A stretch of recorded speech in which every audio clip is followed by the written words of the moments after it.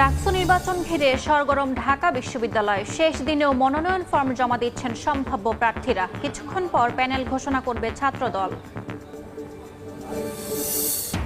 মানবতা বিরোধী অপরাধের মামলায় শেখ হাসিনা সহ ৩ আসামির বিরুদ্ধে ষষ্ঠ দিনের সাক্ষ্য গ্রহণ আজ। রাজসাক্ষী সাবেক আইজিপি মামুনকে ট্রাইব্যুনালে হাজির। তামাক নিয়ে সচেতন করা না গেলে আগামী প্রজন্মের ভবিষ্যৎ অনিশ্চিত, জানালেন প্রধান উপদেষ্টা। অসংক্রামক রোগ প্রতিরোধে আন্তঃমন্ত্রণালয়ের যৌথ স্বাক্ষর।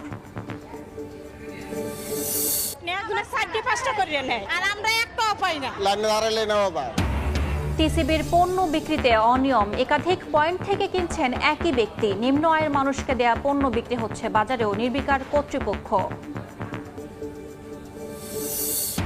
এবং জনশুনানিতে সরকারি বাসভবনে হামলার শিকার দিল্লির মুখ্যমন্ত্রী রেখা গুপ্তা। হাসপাতালে ভর্তি, অভিযুক্ত আটক। নিরাপত্তা দুর্বলতার কড়া সমালোচনা বিরোধীদের।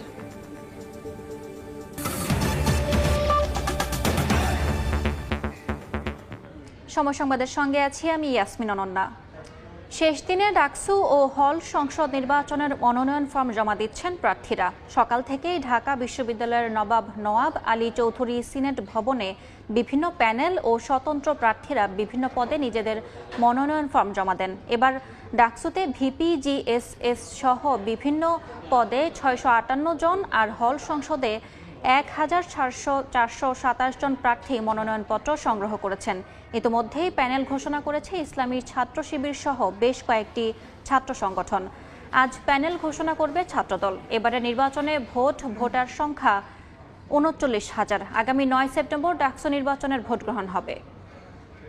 নারী শিক্ষার্থীদের যে সমস্যাগুলো হচ্ছে আমরা ইতোমধ্যে এগুলো আইডেন্টিফাই করেছি এবং এই সমস্যাগুলো সমাধানের লক্ষ্যে আমরা কাজ করে যাচ্ছি।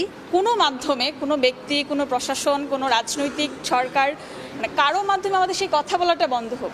ডাকসুতে কোনো সংগঠনের ইলেকশন না, এটা হচ্ছে গঠনতন্ত্র অনুযায়ী ঢাকা বিশ্ববিদ্যালয়ের বৈধ ছাত্রছাত্রীদের অনুষ্ঠান। আমাদের কাছে যখন তারা আসে, তারা ঢাকা বিশ্ববিদ্যালয়ের ছাত্রছাত্রী, তারা কোনো দলীয় পরিচয়, কোনো মার্কা নিয়ে এখানে আসে না।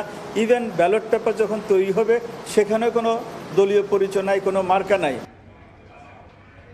জুলাই আগস্টের মানবতা বিরোধী অপরাধের মামলায় ক্ষমতাচ্যুত প্রধানমন্ত্রী শেখ হাসিনা ও সাবেক স্বরাষ্ট্রমন্ত্রী আসাদুজ্জামান খান কামাল সহ 3 জনের বিরুদ্ধে ষষ্ঠ দিনের সাক্ষ্য গ্রহণ আজ। এর মধ্যে ট্রাইব্যুনালে হাজির করা হয়েছে আসামি থেকে রাজসাক্ষী হওয়া সাবেক আইজিপি চৌধুরী আবদুল্লাহ আল মামুনকে। এ পর্যন্ত এই মামলায় মোট 12 জন সাক্ষী সাক্ষ্য দিয়েছেন। এর আগে গত 10 জুলাই ট্রাইব্যুনাল শেখ হাসিনা, আসাদুজ্জামান খান কামাল এবং চৌধুরী আবদুল্লাহ আল মামুনের বিরুদ্ধে আনুষ্ঠানিকভাবে অভিযোগ গঠন করে বিচার শুরুর আদেশ দেন। প্রসিকিউশন এই 3 জনের বিরুদ্ধে মানবতা বিরোধী অপরাধের 5টি অভিযোগ এনেছে। 8747 পৃষ্ঠার বিশাল এই অভিযোগপত্রে তথ্যসূত্র, জব্দ তালিকা, দালিলিক প্রমাণ এবং শহীদদের তালিকা অন্তর্ভুক্ত রয়েছে। এই মামলায় মোট 81 জন সাক্ষী রয়েছেন। 21 আগস্ট গ্রেনেড হামলা মামলায় বিএনপির ভারপ্রাপ্ত চেয়ারম্যান তারেক রহমান সহ সব আসামির খালাসের রায়ের বিরুদ্ধে রাষ্ট্রপক্ষের করা আপিলের চতুর্থ দিনের শুনানি শুরু হয়েছে। সকালে প্রধান বিচারপতি ডক্টর সৈয়দ রেফাত আহমেদের নেতৃত্বাধীন আপিল বিভাগের 6 বিচারপতির বেঞ্চে শুনানি শুরু হয়। এর আগে গত 1 ডিসেম্বর এই মামলায় সব আসামিকে খালাস দেন হাইকোর্ট। পরে রায়ের বিরুদ্ধে আপিল করেন রাষ্ট্রপক্ষ। 2004 সালের 21 আগস্ট বঙ্গবন্ধু অ্যাভিনিউয়ে শেখ হাসিনার সমাবেশে গ্রেনেড হামলায় আওয়ামী লীগের 24 নেতাকর্মী নিহত হন। ওই ঘটনায় হত্যা ও বিস্ফোরক দ্রব্য আইনের 2টি মামলা হয়। 2018 সালে বিচারিক আদালত সাবেক স্বরাষ্ট্র প্রতিমন্ত্রী লুৎফুজ্জামান বাবর, সাবেক শিক্ষা উপমন্ত্রী আব্দুস সালাম পিন্টু সহ 19 জনকে মৃত্যুদণ্ড দেন। আর বিএনপির ভারপ্রাপ্ত চেয়ারম্যান তারেক রহমান সহ 19 জনকে যাবজ্জীবন ও 11 জনকে বিভিন্ন মেয়াদে কারাদণ্ড এবং অর্থদণ্ড দেন আদালত। অসুস্থ বোধ করায় মধ্যরাতে রাজধানীর ইউনাইটেড হাসপাতালে ভর্তি হয়েছেন বিএনপি মহাসচিব মির্জা ফখরুল ইসলাম আলমগীর। মঙ্গলবার রাত 1টার দিকে তাকে হাসপাতালে নেওয়া হয়। এর আগে সন্ধ্যায় চিকিৎসা শেষে ব্যাংকক থেকে ঢাকায় ফেরেন মির্জা ফখরুল। এরপর গুলশানে বিএনপি চেয়ারপারসনের কার্যালয়ে যান তিনি। সেখানে রাত 11:30 পর্যন্ত একাধিক দলীয় বৈঠকে অংশ নেন। পরে বাসায় ফিরে অসুস্থতা বোধ করলে তাকে হাসপাতালে নিয়ে যাওয়া হয়। এর আগে গত 13 আগস্ট চোখের চিকিৎসা করাতে ব্যাংকক যান বিএনপি মহাসচিব। দলটির স্থায়ী কমিটির সদস্য অধ্যাপক ডাক্তার AZM জাহিদ হোসেন এবং বিএনপি মিডিয়া উইংয়ের পক্ষ থেকে জানানো হয়, হাসপাতালে চিকিৎসকদের পর্যবেক্ষণে রয়েছেন মির্জা ফখরুল ইসলাম আলমগীর। এখন তিনি অনেকটাই সুস্থ আছেন বলে জানান ডাক্তার AZM জাহিদ হোসেন। তামাক নিয়ে সচেতনতা তৈরি করা না গেলে আগামী প্রজন্মের ভবিষ্যৎ অনিশ্চিত হয়ে পড়বে বলে মন্তব্য করেছেন প্রধান উপদেষ্টা ডক্টর মোহাম্মদ ইউনূস। সকালে রাজধানীর তেজগাঁওয়ে প্রধান উপদেষ্টার কার্যালয়ে অসংক্রামক রোগ প্রতিরোধে আন্তঃমন্ত্রণালয়ের যৌথ ঘোষণাপত্র স্বাক্ষর অনুষ্ঠানে একথা বলেন তিনি। এ সময় তিনি নারী ও শিশুরা যেন অসংক্রামক রোগের চিকিৎসা অগ্রাধিকার ভিত্তিতে পায় সেদিকে খেয়াল রাখার নির্দেশনা দেন। স্বাস্থ্য সচেতনতাকে সামাজিক আন্দোলনের রূপ দিতে সবাইকে এগিয়ে আসার আহ্বান জানান তিনি। তরুণদের মধ্যে অনেকে একই সাথে পুষ্টিহীনতায় ভুগছে, আবার অতিরিক্ত ওজন নিয়ে শারীরিক ঝুঁকিপূর্ণ পরিস্থিতিতে রয়েছে। তামাকের বিরুদ্ধে তরুণ সমাজকে আজ সচেতন করা না গেলে আগামী প্রজন্মের ভবিষ্যৎ অনিশ্চিত হয়ে পড়বে। এর পাশাপাশি স্বাস্থ্য সচেতনতার জন্য চিনির পরিমাণ নিয়ন্ত্রণ জরুরি ভিত্তিতে মানুষকে সচেতন করতে হবে। জাতীয় নীতিগুলো এমনভাবে প্রণয়ন করতে হবে যেন সেগুলো স্বাস্থ্য বান্ধব হয়, অসংক্রামক রোগ প্রতিরোধ নিয়ন্ত্রণে সহায়ক হয়, শিশু কিশোর নারী স্বাস্থ্য যেন বিশেষ অগ্রাধিকার পায়। সময় সংবাদ আরও থাকছে।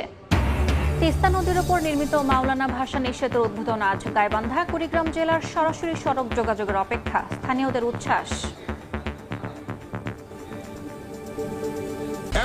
সর্বদলীয় পাথর লুটকাণ্ড ছিল প্রশাসনের দলগত গাফিলতি আর ব্যর্থতা, এমনটা মনে করেন পরিবেশবিদরা। তারা মনে করেন সিলেটের পাথর ও পরিবেশ রক্ষায় স্থানীয় প্রশাসন থেকে শুরু করে প্রায় অর্ধ ডজন মন্ত্রণালয়ে কোনো না কোনোভাবে দায়বদ্ধ। যদিও তৎকালীন জেলা প্রশাসকের দাবি, লুটের সময়ও চলমান ছিল আইনি প্রক্রিয়া। সিলেট থেকে ফিরে এসে ফারুক ভূঁইয়া রবিনের রিপোর্ট, ছবি তুলেছেন মোমেন হোসাইন।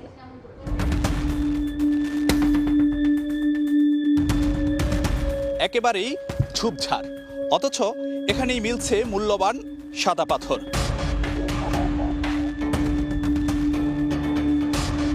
সিলেটের ভোলাগঞ্জ থেকে কিভাবে দূর দূরান্তের গ্রামেগঞ্জে গেল সাদা পাথর? সবকিছু কি এতটাই সহজ? প্রথমে শ্রমিক দিয়ে পাথর সংগ্রহ, এরপর নৌকায় করে ধলাই নদী পেরোনো, পরে আবার ট্রাকে তুলে নিতে হয় গন্তব্যে। আর এসব কিছুই হয়েছে প্রকাশ্যে দিন দুপুরে প্রশাসনের নাকের ডগায় মাসের পর মাস ধরে। এবার দেখা যাক মূল্যবান এই পাথর আর পরিবেশ রক্ষায় কার কি দায়। শুরুতে আসা যাক বিদ্যুৎ ও জ্বালানি মন্ত্রণালয়ের দায়িত্বের বিষয়ে। বলা যায় এই মন্ত্রণালয় মূল্যবান এই খনিজ সম্পদের অভিভাবক বা মূল কর্তৃপক্ষ। ভোলাগঞ্জ সাদা পাথরের মতো জনপ্রিয় দর্শনীয় স্থান দেখভালের দায়িত্ব বর্তায় পর্যটন মন্ত্রণালয়ের উপর। অন্যদিকে কি করল পরিবেশ মন্ত্রণালয়? সামনে আসছে এমন প্রশ্ন। আর প্রকাশ্য হরিলুট হয়েছে আইনশৃঙ্খলা বাহিনীর একেবারে সামনে থেকে। অভিযোগ রয়েছে স্থানীয় প্রশাসনের বিরুদ্ধেও। এইখানে বেশ কিছু মন্ত্রণালয় কিন্তু ইন্টারকানেক্টেড, যেমন এখানে পর্যটন মন্ত্রণালয় আছে, এখানে খনিজ সম্পদ মন্ত্রণালয় আছে, পরিবেশ মন্ত্রণালয় আছে। সবগুলা কেউই কিন্তু এখানে দায়িত্ব এড়াতে পারে না। পাথর কোয়ারি এবং সিলিকা বালু, এই দুইটা বিষয় হচ্ছে খনিজ সম্পদ মন্ত্রণালয় বা খনিজ সম্পদ উন্নয়ন ব্যুরোর দায়িত্বে, এবং স্থানীয় প্রশাসনের কাজ হচ্ছে এইগুলোকে তত্ত্বাবধান করা। যখন এই লুটপাট চলছিল তখন দায়িত্বে থাকা জেলা প্রশাসক অবশ্য দায় এড়াতে চান। যদিও পাথর কাণ্ডের পর সোমবার এই কর্মকর্তাকে সিলেট থেকে প্রত্যাহার করে নেয় সরকার। এরকম অবৈধ কার্যক্রম চলেছিল বলেই আমাদের আইনি প্রক্রিয়া চলমান ছিল, আইনি প্রক্রিয়াও চলমান আছে। একই সাথে হচ্ছে তাদেরকে যাতে প্রতিহত করা যায় সেজন্য আমরা সবসময় নিয়মিত আপডেট হচ্ছে।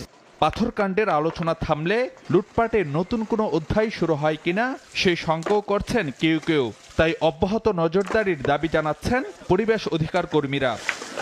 নানা মহলের সমালোচনার পর অবশেষে ভোলাগঞ্জে পাথর প্রতিস্থাপনের কাজে উদ্যোগী হয়েছে প্রশাসন, কিন্তু শেষ পর্যন্ত তা কতটা ফলপ্রসূ হয় সেটি এখন দেখার বিষয়। তবে পাথর প্রতিস্থাপনের এই কার্যক্রম যেন দায়সারা গোছের না হয় তার দাবি জানাচ্ছেন পরিবেশ অধিকার কর্মীরা।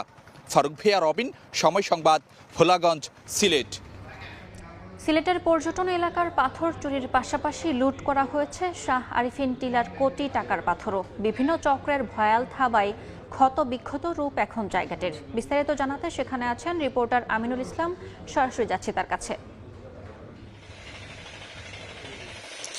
সিলেটের কোম্পানিগঞ্জের স্থানীয় প্রশাসনের গাফিলতি ঠিক কতটা সেটি পর্যবেক্ষণ করার জন্য এই মুহূর্তে কতটা জোর তৎপরতা চলছে সেটিও আমাদের প্রশ্ন এই মুহূর্তে। কেননা আমরা এই মুহূর্তে যেখানে রয়েছি কোম্পানিগঞ্জ উপজেলার শাহ আরিফিন টিলা, যেটি আসলে একেবারে কোম্পানিগঞ্জের মাঝামাঝি একটি জায়গা, যেটি থানা এরিয়ার মধ্যেই পড়ে, যেটি স্থানীয় প্রশাসনের বিশেষ করে আমরা আমাদের যে বিশেষ প্রতিবেদনটি আমরা প্রচার করেছি সেখানে আমরা দেখিয়েছিলাম যে থানা ভারপ্রাপ্ত কর্মকর্তা যিনি রয়েছেন এখানকার উজায়ার আলম, তিনি বলেছেন যে বর্ডার এরিয়া যেটি সেই এলাকাতে বিজিবির আওতাধীন এলাকা 15 কিলোমিটার, এই জন্য তিনি সেখানে অভিযান পরিচালনা করতে পারেননি এবং তিনি যদি তার বিরুদ্ধে যদি কোনো অভিযোগ উঠে, যিনি অভিযোগ করবেন তাকে তিনি জবাই করে ফেলবেন, এমন বক্তব্য আমরা তিনি দিতে দেখেছি। কিন্তু এই যে আরিফিন টিলা, যেটি আসলে বছরের পর বছর ধরে লুট হচ্ছে, কোটি কোটি টাকার পাথর এখান থেকে লুটপাট হয়েছে, এই জায়গাতে পুলিশের ভূমিকা কি ছিল সেটি কিন্তু একটি প্রশ্ন থেকেই যায়। এখানকার আমরা দেখেছি জেলা প্রশাসনের দায়িত্বশীল কর্মকর্তা দুজনকে ইতিমধ্যেই মন্ত্রণালয় ব্যবস্থা নিয়েছে। জেলা প্রশাসক শের মাহবুব মুরাদকে ওএসডি করা হয়েছে, পাশাপাশি কোম্পানিগঞ্জের যে ইউএনও ছিলেন তাকে বদলি করা হয়েছে। কিন্তু থানা ভারপ্রাপ্ত কর্মকর্তা যিনি ছিলেন কোম্পানিগঞ্জ উপজেলার, তাকে কিন্তু এখনো পর্যন্ত কোনো শাস্তিমূলক ব্যবস্থার আওতায় কিন্তু আমরা আনতে দেখিনি। এখনো তিনি বহাল তবিয়তে। আমরা 10 মাস আগে যে রিপোর্টটি প্রকাশ করেছিলাম সাদা পাথর লুট হওয়ার, সেখানেও আমরা তার বক্তব্য পেয়েছিলাম। তিনি ওই সময়ও দায়িত্ব ছিলেন, তিনি বলেছেন যে এই সাদা পাথর লুটকাণ্ড বন্ধ করতে তিনি কাজ করছেন। কিন্তু 10 মাস পরের অবস্থা আমরা দেখলাম যে একই রকম এবং এক একটা স্পট কিন্তু ধ্বংসস্তূপে পরিণত হয়েছে। তো এই জায়গাতে এখনো এই ওসি দায়িত্ব পালন করছেন, তিনি বলছেন এখনো তিনি এই অভিযানগুলো পরিচালনা করতে নানা ধরনের বেগ পেয়েছেন। তো এই নানা ধরনের প্রশ্ন কিন্তু এখন সাধারণ মানুষের মধ্যে ঘুরপাক খাচ্ছে। এই ছিল আমার কাছ থেকে সিলেটের কোম্পানিগঞ্জ উপজেলার যে শাহ আরিফিন টিলার সর্বশেষ খবরাখবর। সরাসরি যুক্ত ছিলাম সিলেট কোম্পানিগঞ্জ থেকে। ঢাকা বিশ্ববিদ্যালয়ের অপরাজেয় বাংলার পাদদেশে ডাকসু ও হল সংসদ নির্বাচনের পূর্ণাঙ্গ প্যানেল ঘোষণা করছে ছাত্রদল। সরাসরি যাচ্ছে সেখানে। সাধারণ শিক্ষার্থীদের অধিকার আদায়ের জন্য আমরা যেরকম নিরলসভাবে কাজ করছি এবং একই সাথে বাংলাদেশের গণতান্ত্রিক ব্যবস্থাকে শক্তিশালী করা, মানুষের জন্য ভোটাধিকার প্রতিষ্ঠা করার জন্য এবং মানবাধিকার প্রতিষ্ঠায় বাংলাদেশ জাতীয়তাবাদী ছাত্র দলের দীর্ঘ 5 দশকের পথচলাকে আমরা আরও অনেক বেশি দীর্ঘায়িত করতে চাই এবং সাধারণ শিক্ষার্থীদেরকে সাথে রেখে আমরা ঐক্যবদ্ধভাবে এগিয়ে যেতে চাই। আজকে আপনারা ইতিমধ্যে অবগত হয়েছেন যে ঢাকা বিশ্ববিদ্যালয় ছাত্র সংসদ নির্বাচনের বিষয়ে গত 1 বছরে ঢাকা বিশ্ববিদ্যালয়ের মাননীয় উপাচার্য সহ ঢাকা বিশ্ববিদ্যালয় কর্তৃপক্ষ যতগুলো মিটিং আহ্বান করেছিল তার প্রতিটি আহ্বানে বাংলাদেশ জাতীয়তাবাদী ছাত্রদল অত্যন্ত ইতিবাচকভাবে ঢাকা বিশ্ববিদ্যালয় ছাত্র সংসদ নির্বাচনকে আমরা ইতিবাচকভাবে গ্রহণ করেছি। সরাসরি যুক্ত ছিলাম ঢাকা বিশ্ববিদ্যালয় থেকে।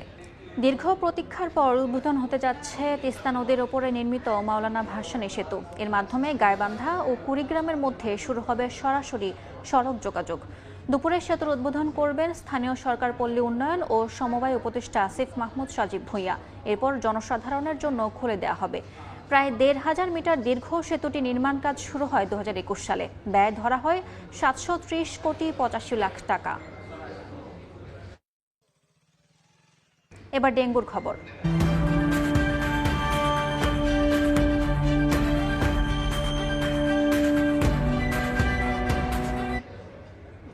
পাল্টেছে ডেঙ্গুর বাহক এডিস মশার ধরন। সামান্য পানিতেও জন্মাচ্ছে এডিসের লার্ভা। স্বাস্থ্য অধিদপ্তরের জরিপ বলছে দেশে ডেঙ্গুতে আক্রান্ত রোগীর সংখ্যা সবচেয়ে বেশি বরিশালে। সঠিক সময়ে হাসপাতালে না আসায় মৃত্যুর হার বাড়ছে বলে জানিয়েছেন চিকিৎসকরা। এদিকে ডেঙ্গুর প্রকোপ বাড়ার পেছনে জলবায়ু পরিবর্তনকে দায়ী করছেন বিশেষজ্ঞরা। বিস্তারিত আয়েশা সিদ্দিক সামিয়ার রিপোর্টে।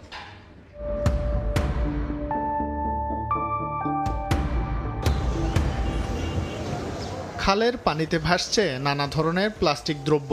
এতে জমছে বৃষ্টির পানি, বিস্তার ঘটছে এডিস মশার।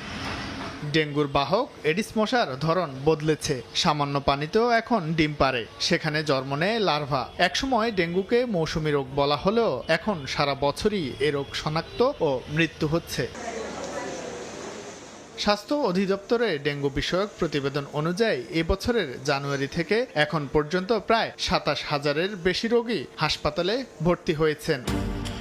চলতি বছরের জানুয়ারিতে আরেক জরিপে দেখা যায় ঢাকার 2 সিটি কর্পোরেশন এলাকার চেয়ে বরিশাল বিভাগের বিভিন্ন স্থানে এডিস মশার ঘনত্ব বেশি, যার মধ্যে বরগুনা জেলায় ডেঙ্গুতে আক্রান্তর সংখ্যা ঊর্ধ্বমুখী।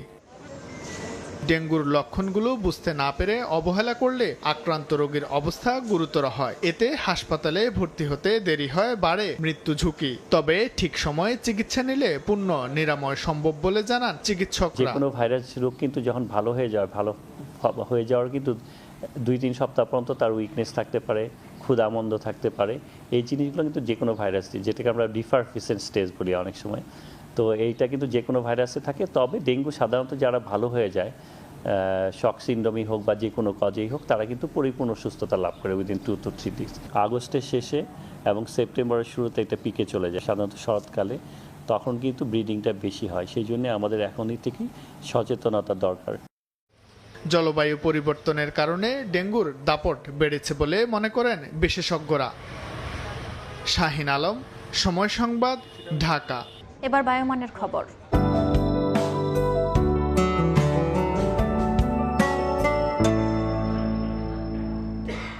দেখে নেব এখনকার বাতাসের মানসূচক। বায়ুমান বিষয়ক সংস্থা IQAir এর সূচক অনুযায়ী বাংলাদেশে এখনকার বাতাসের মান: ঢাকা বিভাগের বায়ুর মান 62, যা সন্তোষজনক, বাতাসের আর্দ্রতা 66%। চট্টগ্রাম বিভাগে বায়ুর মান 53, এটিও সন্তোষজনক, বাতাসের আর্দ্রতা 79। রাজশাহী বিভাগে বায়ুর মান 66, যেটি সন্তোষজনক, আর্দ্রতা 69।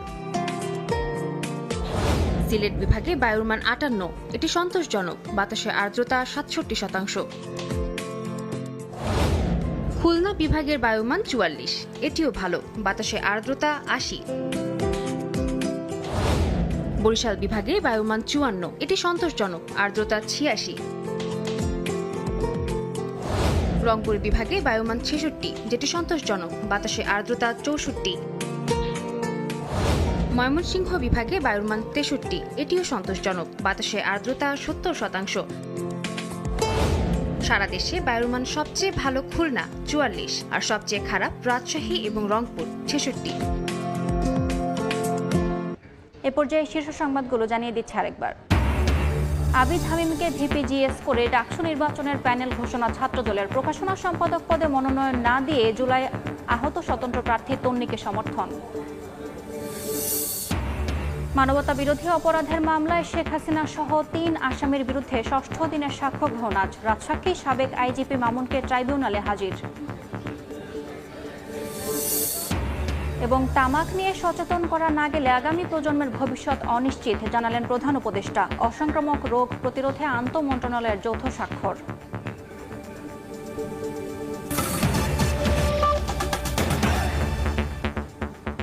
এই ছিল সময় সংবাদের সঙ্গে থাকুন সময়ের।